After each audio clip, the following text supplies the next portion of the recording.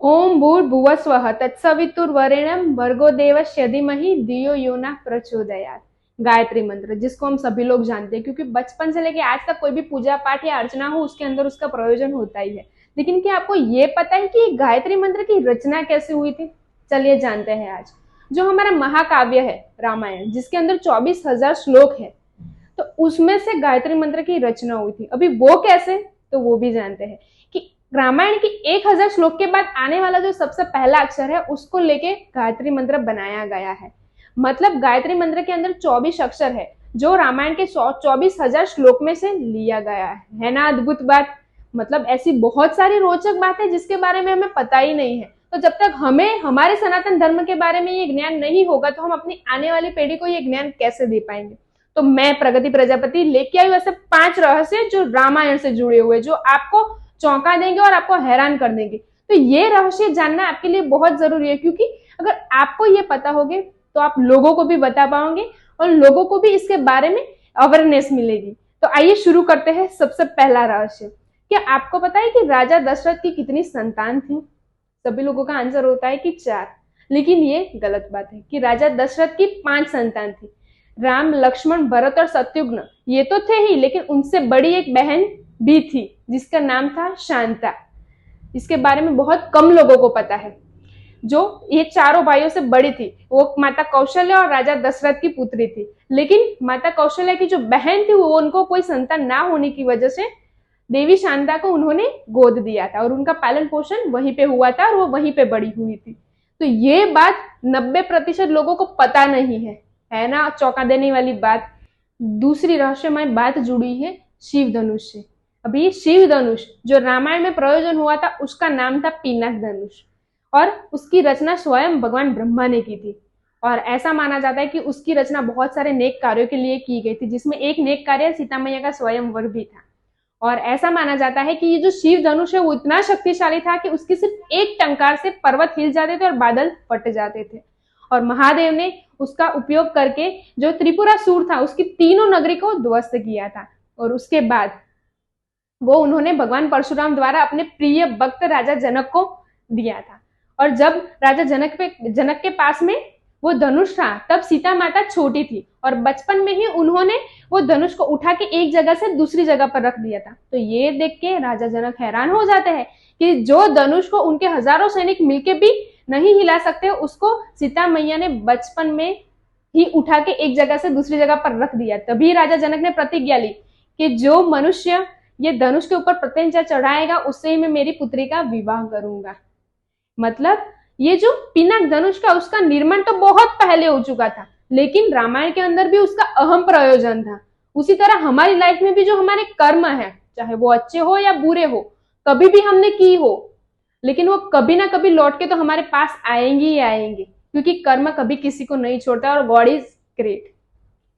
तीसरा रहस्य है लक्ष्मण जी और देवी उर्मिला का अमूल्य योगदान। अभी आप देखने जाओ तो पूरी रामायण में श्री राम के प्रिय भाई थे लक्ष्मण जी, उसी तरह लक्ष्मण जी के प्रिय भाई थे श्री राम। वो उनका बहुत आदर सम्मान और उनके साथ में वन में भी गए थे, लेकिन बहुत कम लोगों को ये पता है कि वो शेषनाग के अवतार थे। उसी तरह उनका क्या अमूल्य योगदान था वनवास के दौरान, उसके बारे में अगर हम जाने तो जब भगवान राम को वनवास मिलता है और भगवान राम और सीता मैया वनवास के लिए जाने वाले थे, तभी लक्ष्मण जी भी आग्रह करते हैं कि मैं भी आपके साथ में वनवास के लिए जाऊंगा और भाई और भाभी की सेवा करूंगा। उसी तरह वो अपने भाई भाभी के साथ में वनवास में तो जाते हैं, लेकिन जब वो सो रहे थे अपनी कुटिया में तब कुटिया के बाहर लक्ष्मण जी बैठे हुए थे। तभी वहां पे निंद्रा देवी आती है और वो लक्ष्मण जी को कहती है कि मैं तुम्हारी तपस्या से बहुत प्रसन्न हुई लक्ष्मण, मांगो तुम्हें क्या वरदान चाहिए। तभी लक्ष्मण जी कहते हैं कि देवी मुझे ऐसा वरदान दीजिए कि मैं 14 सालों तक बिना सोए मेरे भाई और भाभी की रक्षा कर सकूं और उनकी सेवा भी कर सकूं। तभी निंद्रा देवी बोलती है कि अगर मैं तुम्हें ये वरदान दूंगी तो तुम्हारे भाग की जो निंद्रा है वो मुझे किसी और को देनी पड़ेगी, तो वो मैं किसे प्रदान करूं। तभी लक्ष्मण जी कहते हैं कि जो मेरे हिस्से की निंद्रा है वो मेरी पत्नी उर्मिला को दीजिए, ताकि वो 14 साल बीत जाए और मेरा वीर भी सह कर सके। तभी निंद्रा देवी उनको ये वरदान देती है और लक्ष्मण जी 14 साल तक बिना सोए अपने भाई भाभी की रक्षा करते रहते हैं और वहीं पे उर्मिला देवी लगातार 14 सालों के लिए सोती है और अपने पति का विरह भी सहन करती है। मतलब इतना बड़ा योगदान उन्होंने अपने भाई और भाभी के लिए दिया था। और आज के जमाने में अगर देखने जाए तो भाई भाभी तो बहुत दूर की बात है, हम खुद के लिए कभी कोई कॉम्प्रोमाइज करने के लिए रेडी नहीं होते कि हमें ये चाहिए तो ये चाहिए, मुझे ये करना है तो मैं करूंगा ही, मैं क्यों कॉम्प्रोमाइज करूं। राइट और रॉन्ग। चौथा रहस्य, दशानन ने की थी प्रभु श्री राम की सहाय। अभी वो तो प्रभु श्री राम का विरोधी था, तो वो उनकी सहाय क्यों करेगा, चलिए जानते हैं। जो दशानन था वो सबसे बड़ा ज्ञानी और महादेव का सबसे बड़ा भक्त था, लेकिन उनका पतन हुआ था अपने अहंकार की वजह से।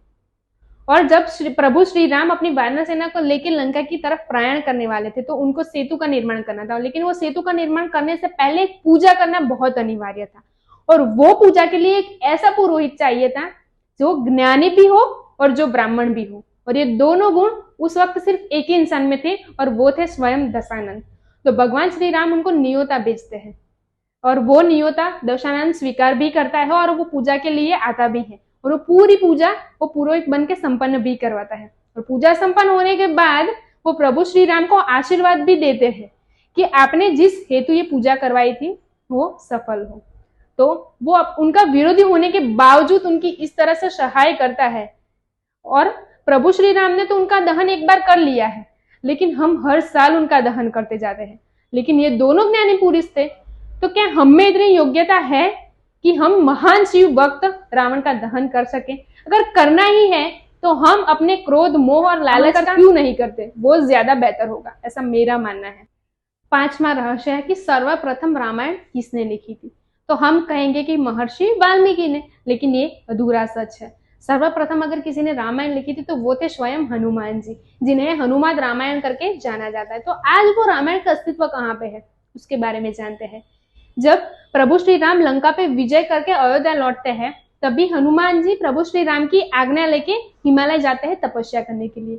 और वो हिमालय में जाके प्रभु शिव की अर्चना करते करते एक शिला के ऊपर अपने नाखून से पूरी रामायण लिख डालते हैं, और तभी वो शिला लेके शिव जी को दिखाने के लिए जाते हैं। तभी वहां पे महर्षि वाल्मीकि जी भी आते हैं अपने लिखी हुई रामायण लेकर, और वो हनुमान जी को देख के दुखी हो जाते हैं।